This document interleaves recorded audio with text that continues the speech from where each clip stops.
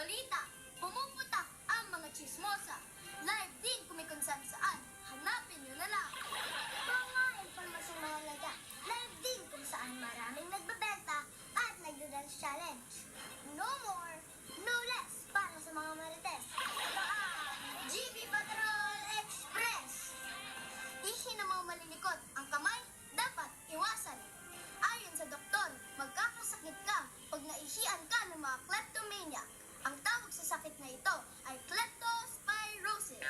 Madaling araw ng March 3 sa isang kalsada sa Makati City, makikita sa CCTV footage ang isang itim na sasakyan na pumarada sa gilid ng kalsada. Maya-maya pa, bumaba sa sasakyan ang inihinalang magkasintakan. Sumunod namang makikita ang babae na tila nakaupo sa kalsada. Si ate, nanganganak na pala. Kahit na may dumaan na isang laki, patuloy pa rin sa pagluluwal ng sanggol ang babae. Ilang saglit pa, mabilisang sumakay ang magkasintakan sa sasakyan. At ang sanggol na iniluwal ng babae, iniwan lang sa kalsada. At ilang ulit pang sinubukang sagasaan.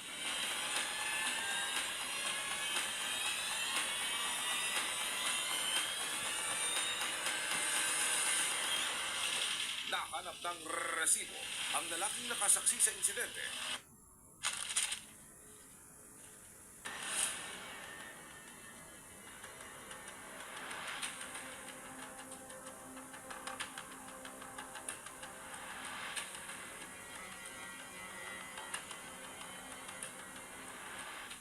Ayon sa Makati City Police, patuloy nilang iniimbestigahan ang insidente.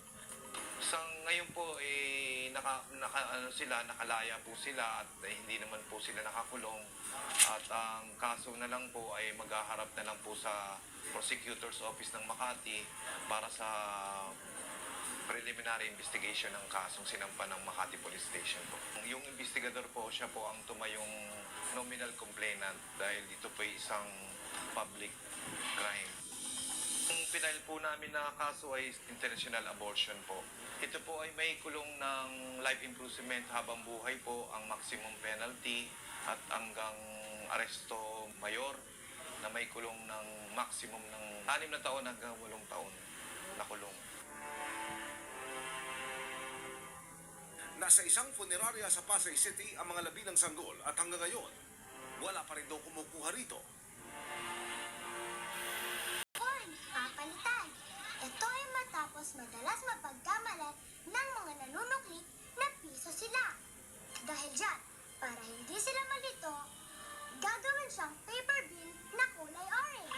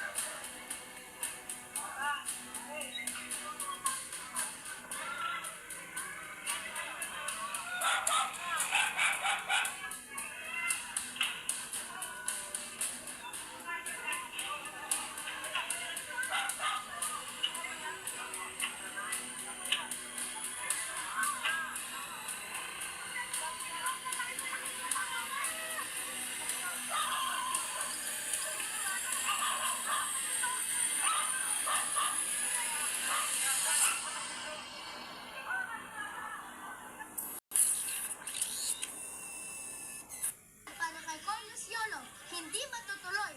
Pagod di umunaw si Carlos Yolo, kaya hindi siya makakapunta sa parada. Napagkalaman, siya pala ay tumambling pa uwi mula Paris hanggang Pilipinas. Bumisita dito sa Kapatid Network si two-time Olympic gold medalist Carlos Yulo. Nag-guest din po siya sa Itbulaga at naghatid ng inspirasyon. Nasa frontline ng balitang yan, si News 5 digital producer Bon Vilinario. Ramdam sa lakas ng hiyawan ang mainit na pag-welcome ng Itbulaga sa ating two-time Olympic gold medalist Carlos Yulo. Special guest si Yulo sa Dear Itbulaga segment ng longest running noontime show. At gaya ng ginawa niya sa buong bansa, ang ating Golden Boy, naghatid ng inspirasyon sa young gymnast na si Jessica Baluna. Salamat po. Ang panalo po namin ay panalo po natin lahat. Salamat po. Si Yulo, sinorpresa rin ng mga inimbitang young gymnast na may kanya-kanyang mensahe sa Golden Boy. Nice one, Kuya Game din nakipagkulitan si Yulo nang nagpasample ng landing skills kasama ang Dabber Cats. Baka pwedeng magpaturo kami kay Carlos kahit kung hindi tumbling, yung landing lang na form. Ha? Yung landing lang na form, kami pwede ba yun? Let's go, Dabber Cats! 1, 2, 3, go!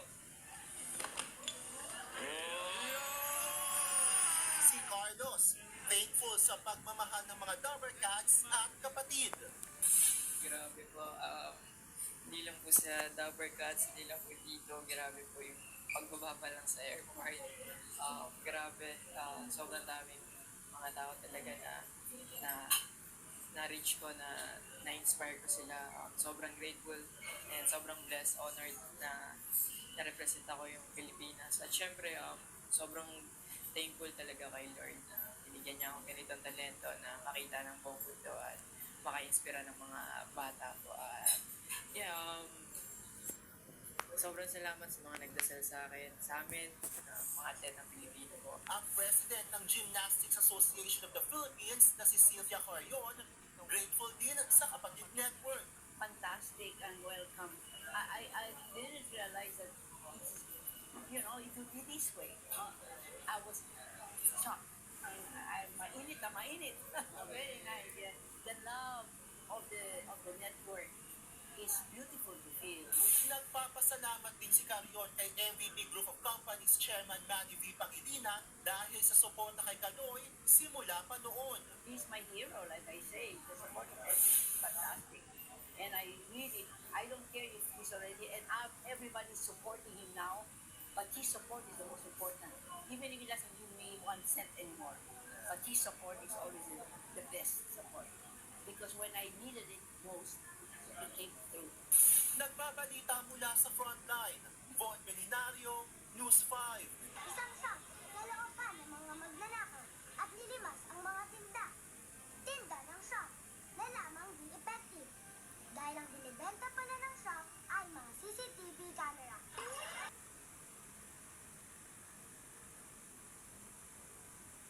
Sapul sa CCTV ang pagnanakaw ng isang nagpanggap na customer sa isang tindahan sa Cebu City. Nahulihan parang siya buong suspect.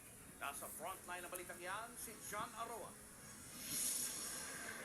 Sa kuha ng CCTV, parang normal nang na-order ng soft drinks ang lalaking naka-helmet na ito sa isang tindahan sa Cebu City noong Biyernes ng umaga. Palingon-lingon din siya sa paligid.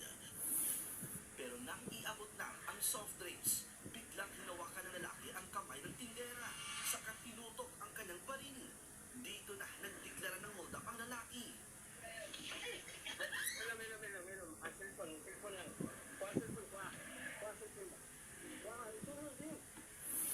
Sa takot, inabot na lang ng tindera ang mga cellphone saka tumakas ang suspect sakay ng motorsiklo. Ano kayo po, kita mo po ako. Grabe po talaga yung takot ko noon. Nakita ko kasi yung baril niya, tapos hinablot pa niya ako. Kwento pa ng tindera, bumili na ng sigarilyo at nagbabarya muna ang suspect bago umorder ng soft drinks. Wala namang nanakaw na pera sa tindahan. Natukoy din ng mga pulis ang 43 anyos na suspect sa tulong ng mga kuha ng CCTV nang minsan nang alisin ang kanyang helmet. Base sa kanyang record, labas-masok na rin siya sa kulungan dahil sa pagnanakaw. Pinagtagpi-tagpi namin ang mga kuha ng mga CCTV hanggang sa na-arresto na talaga yung suspect kinabukasan. Ganun pa rin yung damit niya na isuot. Nakuha sa suspect ang gamit ng motorsiklo at ang 38 caliber pistol na ginamit sa pang-hold up. Nahulihan din siya ng 15 gramo ng hinihinalang shabu na aabot sa 102,000 pesos ang halaga. Sa kabila nito, todo tanggi pa rin ang suspect sa krimen. Naaktuhan lang talaga ako, nandun ako, bumibili ng sigarilyo. Naglalaro kasi ako doon ng scatter sa gilid. Pagkatapos, umalis ako, tapos nangyari yun. Itinanggi rin ng suspect na gumagamit siya ng illegal na droga. Nakakulong na siya sa Mabulong Police Station. Nagbabalita mula sa Frontline, John Arua, News 5. Sumer ang nagprotesta ngayon sa harapan ng Meralco. Andon si Nico Bawang para sa buong kulap. Nico? Masyadong mataas ang presyo ng kuryente. Ba, ganon, mapuputulan tuloy ako. Eh kayo naman po, mataas din ba ang bayarin nyo? Wala akong babayaran.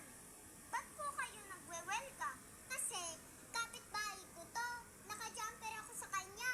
Pag maputulan siya, mapuputulan din ako.